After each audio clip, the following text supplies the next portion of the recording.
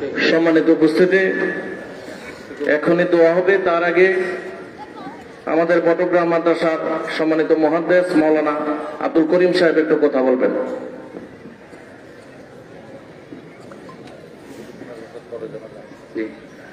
আসসালামু আলাইকুম ওয়া রাহমাতুল্লাহি ওয়া বারাকাতুহু। নাহমাদুহু ওয়া নুসাল্লি আলা রাসূলিহিল কারীম, আম্মা বা'দ।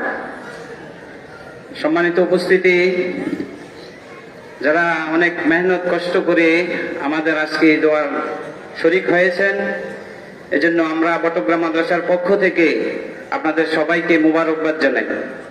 চৌধুরী সাহেব সহ শহরের নেতৃবৃন্দ, ওয়াসিম ভাই, আবু ভাই সহ যারা আমাদের এখানে কষ্ট করে উপস্থিত হয়েছেন, আমরা অত্র জামিয়ার পক্ষ থেকে, জামিয়া ইসলামিয়া হামিদিয়া কওমিয়া বটগ্রাম মাদ্রাসার পক্ষ থেকে আমরা আপনাদের সবাইকে আন্তরিক মুবারকবাদ জানাই।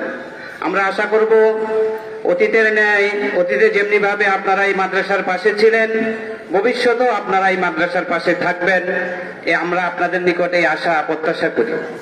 একটা ঘোষণা আমি করতেছি, আমাদের আজকে যে দোয়ার আয়োজন হয়েছে, আমাদের জন্য সামান্য তবরুকের ব্যবস্থা আছে। আমরা কানাআত এখতিয়ার করব। আজকে আমার এই সময়ে আমার ভাগ্যে যা আছে আমি সেটাই পাবো, এর বেশি আমি কিছুতেই পাবো না। এই বিষয়টা আমরা খেয়াল রেখে আমরা এখানে কোনো হই হুল্লোড় করব না। আমরা সুশৃঙ্খল ভাবে আমাদের তবরুক গ্রহণ করব।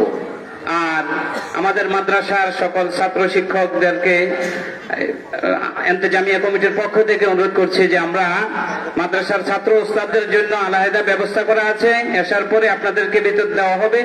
এজন্য মাদ্রাসার কোন ছাত্র ভাই আমরা এখানে একজনও থাকবো না। দোয়ার পরে আমরা নিজ নিজ কামরায় চলে যাব।